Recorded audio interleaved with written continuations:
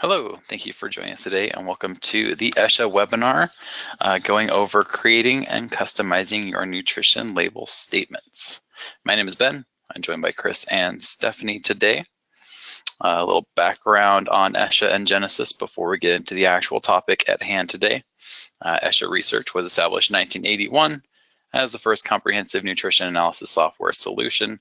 I'm not going to reread through all of this because we do every single time through every webinar, but Asha Research develops the Genesis R&D application, Genesis Supplements Program, food processor, and consulting services and databasing. Today, we're going to take a look at the Genesis R&D food application, which was released in 1991 and is designed for nutrition analysis and labeling, product development, formulation, menu analysis, reporting, and regulatory compliance. We have a couple upcoming webinars. On April 18th, we're going to have converting your labels from 1990 to 2016 regulations. With Genesis, converting your nutrition labeling from 1990 to 2016 is easy. The program will automatically reformat the layout and use the new calculations when you select the 2016 options. But there are some considerations you need to address. We'll go through that in the webinar. And then on May 15th, we're going to have a webinar for customizing your recipe analysis and nutrition reports. So Genesis has a wide variety of reports that you can do. You can add your company's letterhead, add images to your nutrition report, and much, much more. We'll go over all of the report options inside of Genesis during that webinar. To register, you can go to that link right there, and that link will be included with the email that we send out after this webinar today as well, if you ever want to register for any others moving forward or watch any of our old webinars in the past. Please note, as always, as I kind of mentioned there, this webinar is being recorded. All of our webinars are available on our website. If you have any questions during the webinar today, submit those questions in the GoToWebinar control panel, and my colleagues will get to those questions as we can during the webinar. And if we don't get to any of your questions during our time, you can reach out to our technical support or nutrition or consulting teams with any sort of questions you might have so that we can help out with that. Today's agenda, we're going to take a look at specifically ingredient and allergen statements. So we're going to go over a little bit of overview on some of the regulatory pieces of different countries and some of those things. And then we're going to go into the Genesis software, look at creating statements, modifying statements, all the different options that we have inside of the application. We'll have a few questions at the end there as well. Just a little bit of information and background, kind of why we do this and what the importance of these topics today are. There are also a couple recall classifications with foods. There are 3 different classifications. Ingredient and allergen statements kind of fit into a couple of those. So class 1 is, of course, going to be allergens, dangerous or defective products that could cause serious health problems or death. For example, food with undeclared allergens, so very important piece there. Class 2, products that may cause a temporary health problem or pose only a slight threat or of a serious nature. And then class 3, products that are unlikely to cause any adverse health reaction, but violate FDA labeling or manufacturing laws. For example, minor container defect or non-compliant labeling on your retail food or incorrect ingredient statement, something like that. Going through the different countries now, we've got the U.S. ingredient statement, and the U.S. requires ingredients are required to be declared on the label for labeling of a food, including foods that comply with standards of identity. Again, I'm not going to read every single bit of all of these things, but we've got a little bit of what the FDA states for a U.S. Ingredient statement. We'll go over a lot of this inside of the application in just a few moments. And of course, the bolded piece here, descending order of predominance by weight. So your ingredient statement has to be in predominance by weight, which Genesis does for you. For our Canada option, we'll take a look at Canada a little bit today. Canada is probably the only other country besides US we'll really delve into too much inside of Genesis. But just like US, you have to have descending order by a portion of weight. And then the kind of big difference that we've got there is the I haven't gotten to that part yet. The 2016 Canadian labeling, which is going to be the sugars piece. So with Canada, they've added a part that, as we see down at the bottom here, if an item is a pure sugar item, as we state sugars, parenthesis, the items that are pure sugar. Again, we'll take a look at that inside of Genesis a bit as we get in. And then we have our Mexico option, which is going to be, again, pretty similar to the other countries where you have your ingredients by weight in descending order. And then EU has quite a few kind of specifics there. The allergens have to be stated with the ingredient, which Genesis does do. Again, we won't get into that in the actual program. We won't be showing that as an example today for the EU. But Genesis does have this option where it'll say the name of the ingredient and then in parentheses show the allergen in bold. So that is certainly something that's in the application already. And then here's a breakdown of all of the different allergens that exist for each country. For the US, we've got the core 8. So you got crustaceans, egg, fish, milk, peanut, soy, tree nut, wheat, and sulfites. I think that's 9 actually. And then Canada, EU, Mexico, we've got our list here as well. And all of those are going to be included inside of Genesis. And again, we'll take a look at those in a second.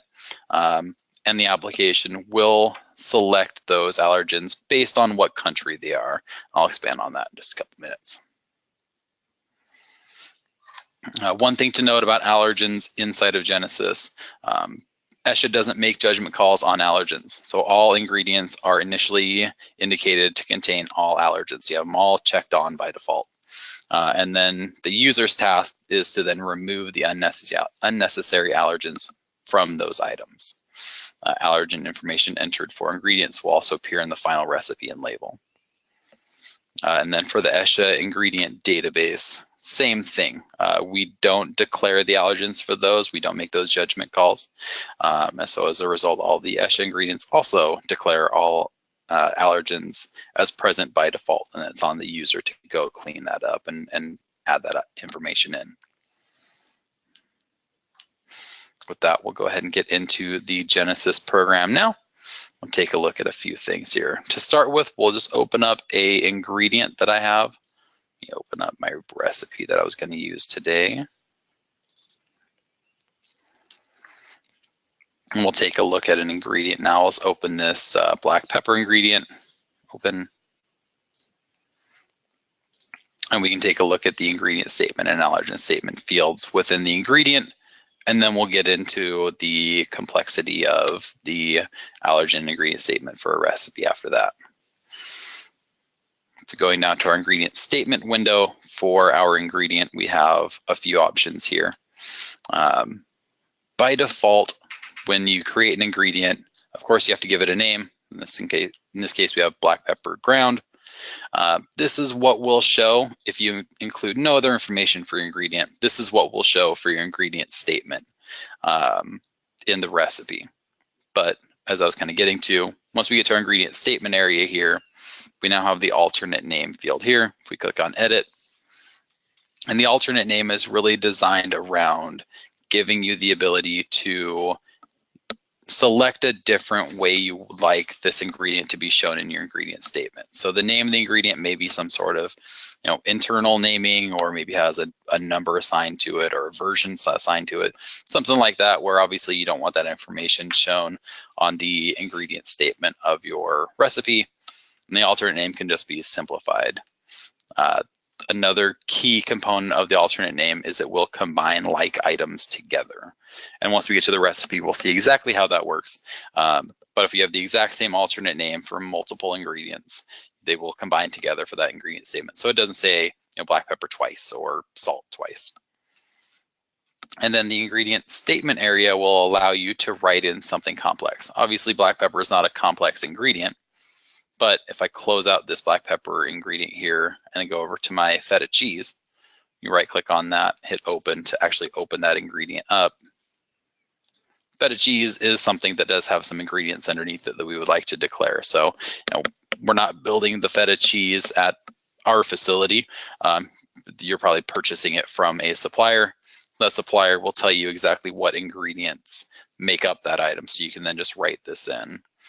Note that for the most part, if you're doing something like that, you want it to say the alternate name and then in parentheses, the ingredients that make up that item. Genesis won't add in those parentheses for you. It's something you have to type in. So you see that I've added feta cheese to the alternate name. and then put a parenthesis at the beginning and the end. If you want it to lead and trail with the parenthesis, you do have to add that in yourself, just so something to note in case you aren't sure why it's not showing up the way you'd want it to show up. You do have to add those in custom. And then the last piece for the ingredient statement area of an ingredient is, I mentioned before, the Canadian option is sugar. So that would be any ingredient that has this box right here checked is sugar. We'll go into that sugar statement, and we'll go into it, the recipe, and take a look at a Canadian statement in a few moments, and kind of how that's shown within the recipe as well. But just note, once we get to that point, that's how you can add that in when creating your ingredient, is right here. And we'll get back to an ingredient in a little bit once we get to our allergens as well. But for now, I'm going to go ahead and close this ingredient, and we'll focus a bit more on a recipe. So we got my recipe open here. It's a chopped salad. Got a bunch of different information here. We've got tomatoes and celery and all that sort of stuff, pepper, and then we have a spice blend as well that we've created for this item. So with the spices, we have expand that out, and we have salt, oregano, paprika, basil, garlic powder. All that's inside of that sub recipe that is spices. And that's actually not the name of the recipe, it's the common name, but I'll mention that in a moment as well. So we'll go ahead and open up our ingredient statement window now. The ingredient statement window is really broken apart into 3 separate pieces here. The bottom area is just the finished ingredient statement. So this is exactly what we will read when we get to our label report. So if I close this window back out and look at our view label button here, the ingredient statement here, it's going to be exactly the same that we see over here on the right side for the actual ingredient statement of the finished product. That's where we're getting that information from. The middle area is our ingredients by percentage weight. So that's what will show you why it's in the order that it's in. The percentage weight will also show items that combine together if they are like items. And then the top area are the individual ingredients. And the top area is going to be where you actually have the ability to customize some of these items a bit. For your individual ingredients, we see the lighter green and darker green items are ingredients. The difference being lighter green is an Asha ingredient. Darker green is a user-created ingredient, if you're not sure about that difference there. If I right-click on one of these ingredients, we have the option to edit this item or select or clear it. But the big piece here is edit.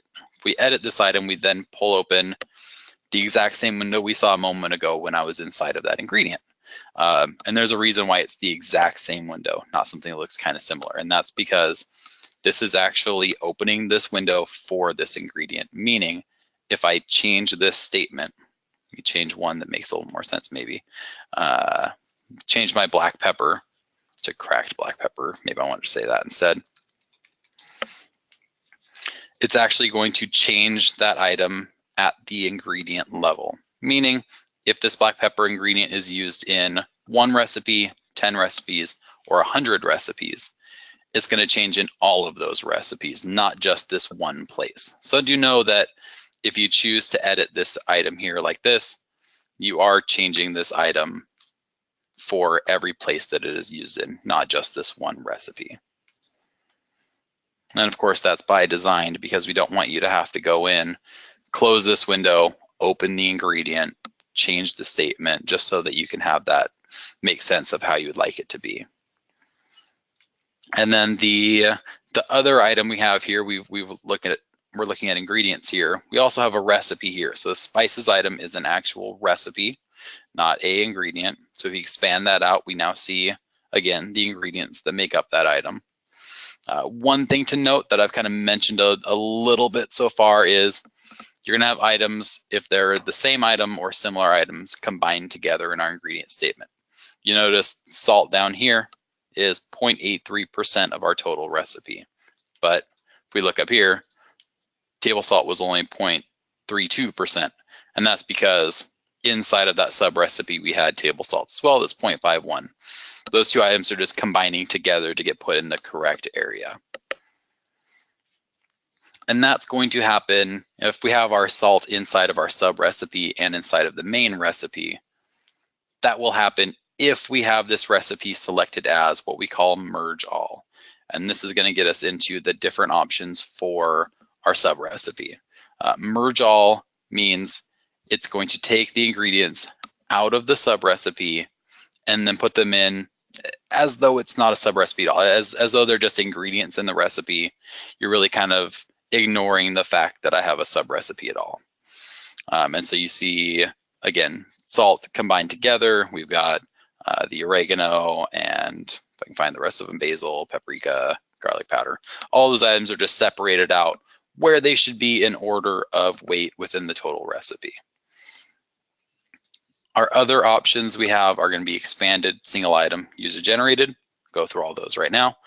Expanded, if I select that now, is going to take the sub recipe, the spices item, and that's going to be the order in which it's in percentage wise. So we see 2% parsley, 1% spices, and then the items underneath it. So within the actual finished ingredient statement, it's now going to say spices, parenthesis, the ingredients that make up that item. This one is going to automatically include those parentheses because Genesis is building that statement for you. It's just taking the name of our sub recipe and then adding in parentheses the ingredients underneath it. Again, just like the standard ingredient statement, this sub ingredient statement, this parenthetical ingredient statement is in order of weight as well. So salt is the most out of all of them, oregano second, so forth. If you were wanting to, in this case, a spice blend, we don't necessarily have to show all the items that make up this item. We can just say spices on our packaging. If we wanted to do that, that would be single item. So we'd select single item. It's now going to, as we see in the middle area here, just show spices. It doesn't show those items underneath it anymore. And now it just says spices in our ingredient statement. It doesn't show any of that information on the oregano, paprika, basil, garlic powder, any of that at all. So it's cutting that information out and hiding it down to just spices. And that's really sorry, there was a fourth way, user generated. User generated is going to take, and I'm going to get into that in just a second on how to create a user generated statement. But so with the first three items, merge all, expanded, single item, it's really taking a program generated statement, either from just the individual names of the ingredients or just creating it itself. If we wanted to, if we had a user generated ingredient statement for our recipe in there, we can select user generated. So I select this now, it's just going to do the exact same thing as expanded because I haven't changed any of that in my sub recipe. And that should be exactly the same. And on that topic, if we're looking at the program generated statement versus user generated statement, everything that we've looked at so far is really based around a program generated statement. Obviously, we're changing some of the words here. If we wanted to change, the way red bell pepper is stated, we can change that. But the program is still taking those words and putting them into this statement. If we had something that maybe was really specific that we wanted to change the exact words to, we can click on edit below. And now this will show you kind of like the ingredient window, but this is going to be for the whole recipe, the alternate name and the ingredient statement. So if we were to uncheck this box that says program generating ingredient statement, it now opens this field up to type in whatever I would like to type into. It completely opens it up to be different. Just note that as soon as you uncheck that box, Genesis is no longer maintaining that statement. So for example, I have this box unchecked. I hit OK. Update. The update was just to link it or unlink it from other recipes.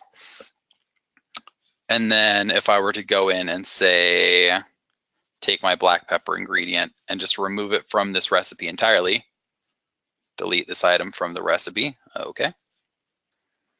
We no longer have black pepper in our recipe. That said, if I go back to my ingredient statement, it still shows black pepper. It doesn't show it in the middle window.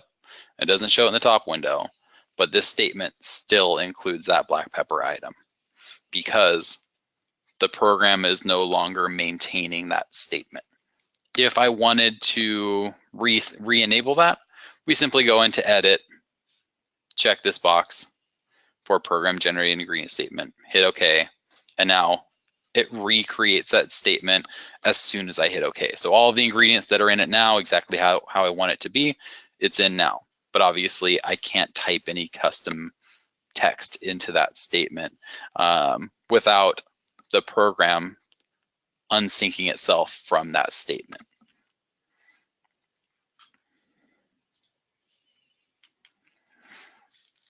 Now, one thing to note here that I'm going to start going into a little bit now, some of the regulatory pieces are based around those countries.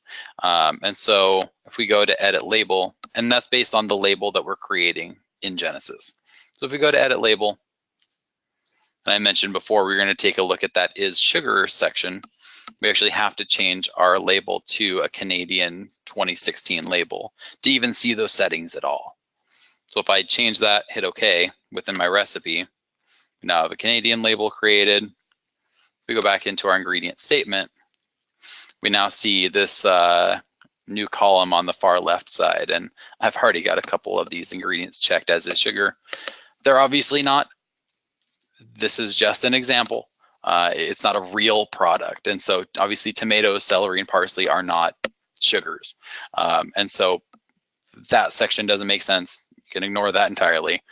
But there's the example of if you're making a Canadian product and you're doing the new 2016 label, the label and the ingredient statement do have to come together for one set of regulations.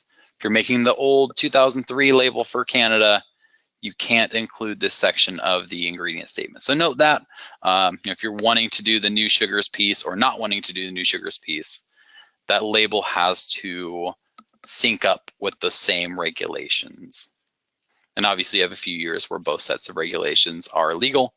And then once we hit that deadline, I don't remember the exact date for the Canadian deadline, but once we hit that deadline, then you'll have to be doing the sugars piece and the new label. But getting back on topic outside of my little rant there, this is sugars box, but they're just simply check boxes that we check. So if I uncheck parsley, it's inside of our sugar statement right now. If I uncheck that, parsley goes down to the statement here.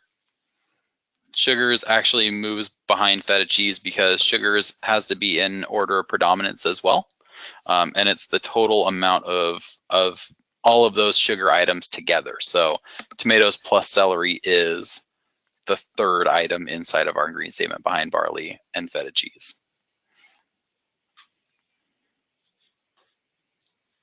I'm gonna go ahead and change this back to a US label 2016 now.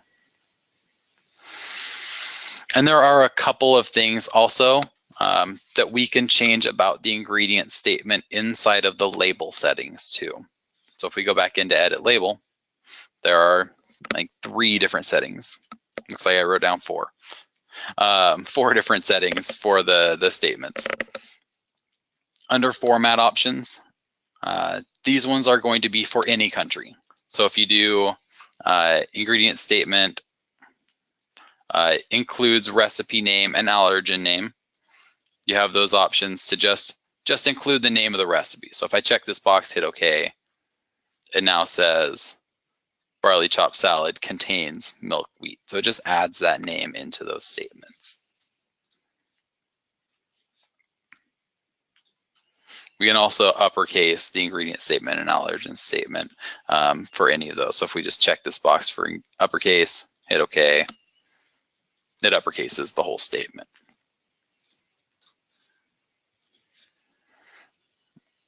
And then we can go, if we go into Object Properties, under Ingredient Statement and Allergen Statement, we have just some options on font size, font type, drawing a box around it, things like that. So this is really kind of designed around this label display.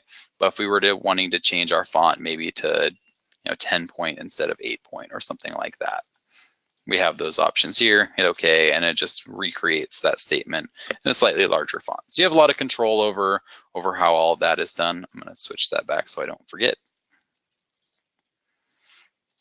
And I know we've talked a bit about label settings in the past in some of our past webinars.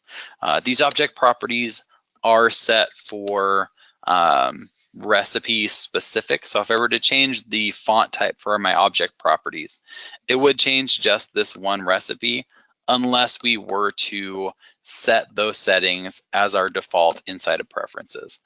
I'm not going to go through that process today, but we do have a tutorial, I believe, that goes through that. We have a knowledge base article that goes through that information, or you can just contact our support team. They can walk you through that as well. All right, and then the last piece within the label settings that we have is going to be a Canadian specific setting. So if I change myself to 2016 Canada, the format options, and there's a couple more settings for Mexico and Europe as well. Like I mentioned at the beginning, not really going into those two countries. But for Canada, we have this separator for ingredient statement. So we can either choose to separate our statement by commas, or we can select bullet and select it, separate it by bullets as well. So we have either of those options available. Switch myself back. Get all those settings back in place. And then the very last piece for our ingredient statement section that we've got is going to be in the actual main preferences of Genesis. So if you go to Home, Preferences, this is going to be your overarching user preferences of the application. Under General, this isn't necessarily maybe a piece about the ingredient statement per se, but it kind of has to do with it too, and that's the use common name piece. The use common name, with this spice blend that I've got here, let me kind of show you exactly what I've done here. If I check use common name, then when I see this, it'll say spices, which is the common name of the recipe that I've given it. If I uncheck this box, and I actually kind of prefer this personally, it's probably a lot of a personal preference though as well. Hit OK. We now shows actually the name of the recipe. If I right click this item and hit open, the name of my recipe is Mediterranean seasoning blend. The common name is just spices. So you can choose within your recipe to either show, if you have a sub recipe, the name of the recipe in that view, or the common name. It's really up to you. But that, again, if we go back over there, is under Home Preferences, Use Common Name. You can either check or uncheck that. Like I said, it's very much more personal preference than probably anything else. And then getting kind of back on topic for the ingredient statement, we've got our label tab here, and you have the option to show additional languages, and that's going to be French or Spanish, the two languages outside of English that we have in Genesis. And if we check those boxes, then it will just show, let me just check one of these here, just show, let's go French, okay. If I check that and hit OK, it'll show that inside of my ingredient statement window. So now we have the French name and the French text, the alternate text. And it has a bit more information. Similarly, with like my oregano with the edit ingredient statement window, we have an additional tab for French. I'm obviously not doing a lot with the additional languages on my day-to-day life, and so I generally have that unchecked. But if you're in Canada, showing French is going to be a mandatory piece. If you're in US, it may or may not be important to show those languages. Again, it's kind of on yourself to see exactly which languages you need. All right, and then we're going to go ahead and switch over our focus now. I don't have too much time left today, but we'll take a look at our allergen statement as well. There's a little bit less information with the allergen statement as well, though. Let's take a look at kind of the beginning stages of the allergen statement. Close some of this information out. Get this out of my way. Close that. Move that. Sorry, just trying to clean up my space here a little bit.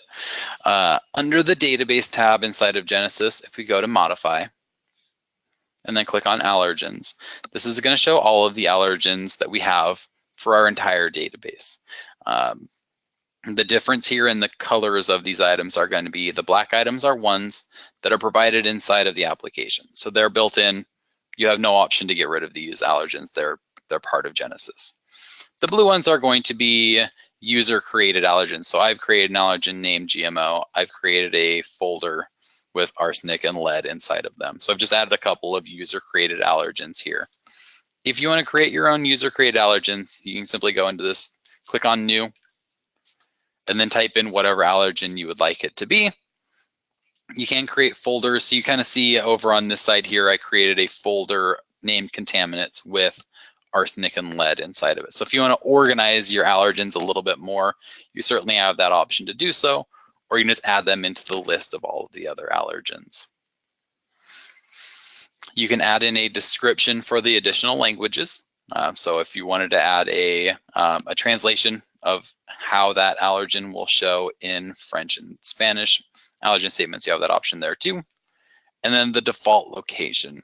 We're going to go into that in a little more detail in a moment, but basically each allergen has to select what statement it's going to go into for the allergen statement, either the contains statement or the may also contain statement. For the Asha allergens, those are based on country. So if we're creating a US label, egg is going to go into the contain statement.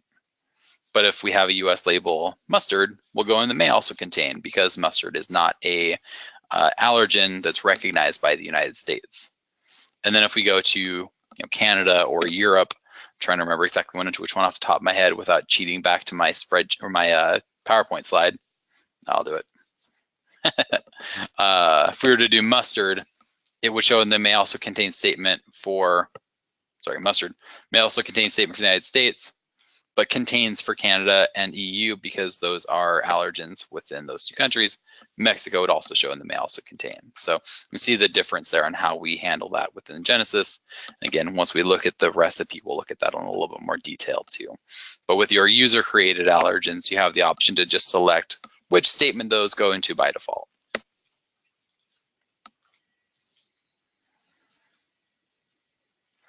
And within our recipe, we'll take a look at now our allergen statement window. Kind of similar to the ingredient statement window. This one's broken apart into 3 different sections. So at the very bottom, again, as I mentioned before, we have our contains and may also contain statement. The middle area here is a spreadsheet of all of our allergens inside of the application and all of the ingredients. So we can see exactly where each allergen is coming from for those ingredients. And then the top area is going to have all of the allergens that currently exist in our recipe. So our recipe has celery, milk, wheat. And we can see in the middle area here, it has celery because celery stalk contains celery. Fairly obviously. The feta cheese contains milk, and then the barley contains wheat. So we have all of those added in. Barley actually should probably contain gluten as well, since it is a wheat product. So we could do that as well. We can change allergens on the fly in this middle area here. So if I were to take my grain and check off gluten, it adds it into the ingredient. It also added it into our recipe, and then it adds it into our statement. Gluten is not a US allergen, so it went to our may also contain statement. Note, similar to the ingredient statement area, the middle area here, this spreadsheet is going to be updating your ingredient at the ingredient level. So if I add gluten to my grain barley, it's going to add that in every place this item is used in. It's especially helpful for situations like if you're using a Asha ingredient for the first time. Obviously, you didn't create that ingredient, so you may never have even opened that ingredient. You're just adding it to a recipe. If we go into this window now, we can, all of those allergens will be checked. We can just go in, uncheck the ones that don't make sense, leave the ones that do make sense, and away you go. It really gives you a lot faster ability to clean up your allergens on the fly as you go.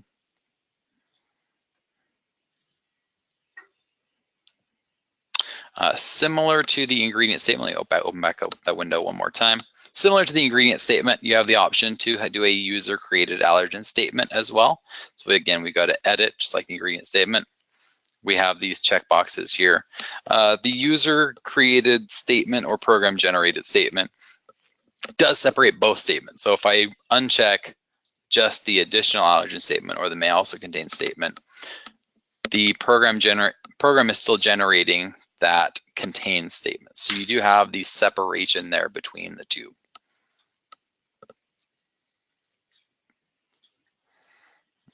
And then we'll go into preferences, home, and preferences for your overarching application preferences one more time.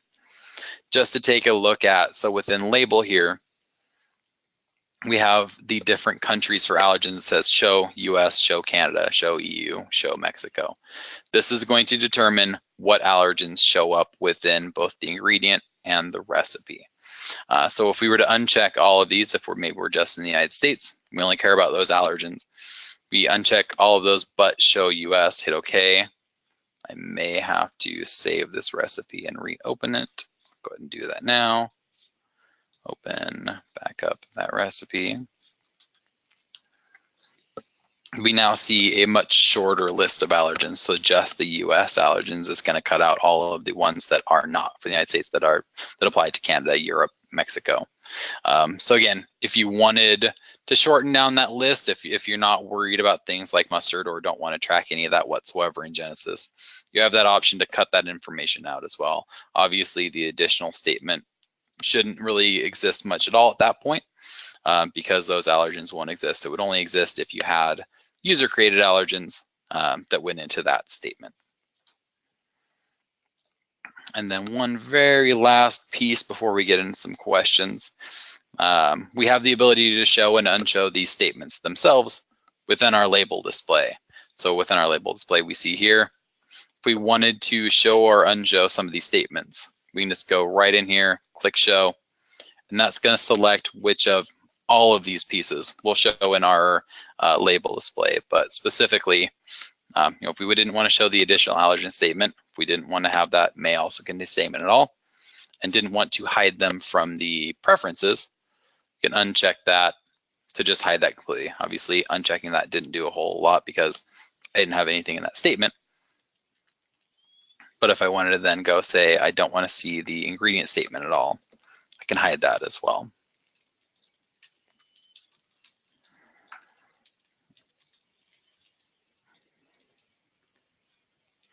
All right, so that was all the information we had for the ingredient and allergen statements.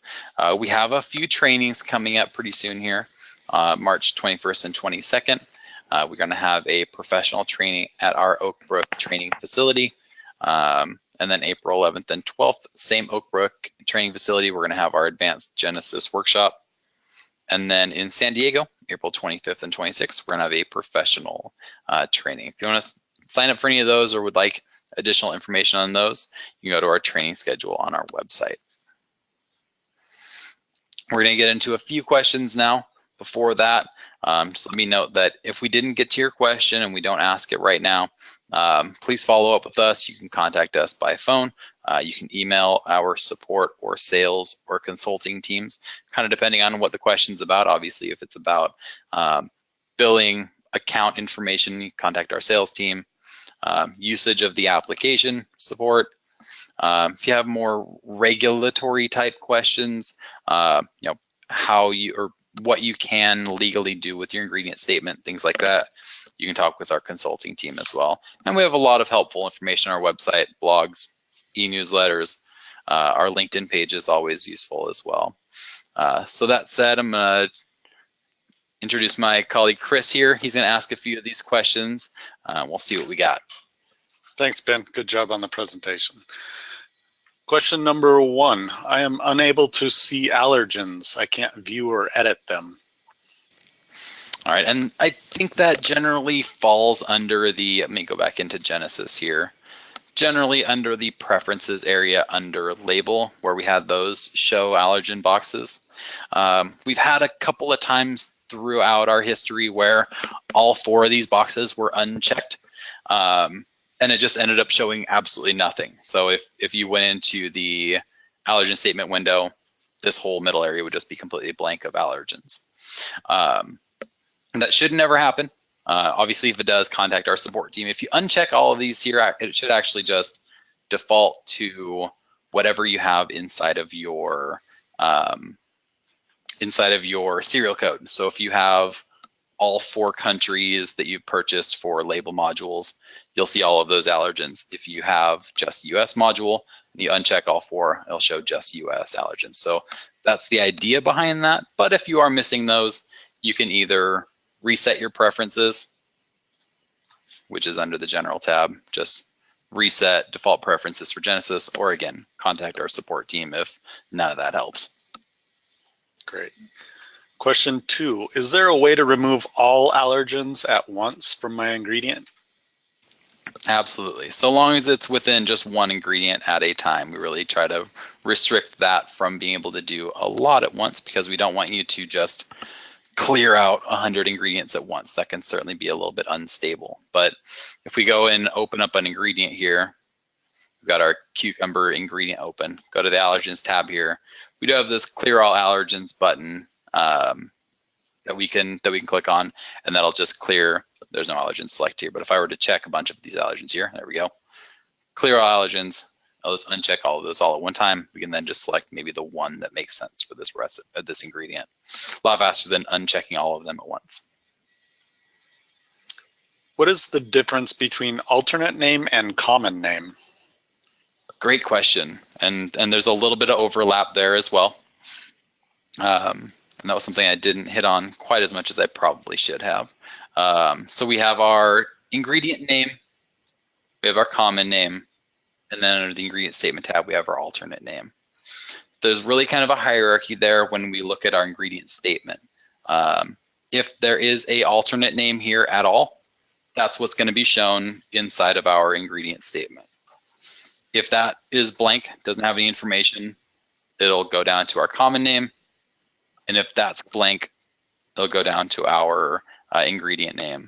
The common name is also used when you look at, and I mentioned that a little bit as we were looking at it, at this view here. If you have in your preferences the use common name checked, then this ingredient list that we see here, you check that off. We wanted to say cucumber. Oops. If I click in the right box here, if I can spell right, and then save this ingredient, it will actually, oh, I cleared out my common name because it's an Asha ingredient. But it will show that the common name in this area here as well, so long as it is entered in and that checkbox in preferences is shown. If you uncheck the program generated statement, ingredient statement, make a change and then recheck the box, will the changes be retained? No. At that point, you are clearing out any work that you've done and you're taking it right back to a program generated statement. So if this box is checked and you hit OK, the program is going to completely re-type out the ingredient statement as the program thinks it should be done with the ingredients that are in the recipe. So yeah, you can't uncheck, add some text, recheck, and it shows up here for a second, but as soon as I hit OK, it's gone again. If you create your own allergen, does it automatically check the box for all ingredients? It actually doesn't. So the Asha allergens are all checked by default. User created allergens are not. They are unchecked by default for all ingredients. So there's a little bit of a difference there between an Asha allergen or a built-in allergen and a user created allergen.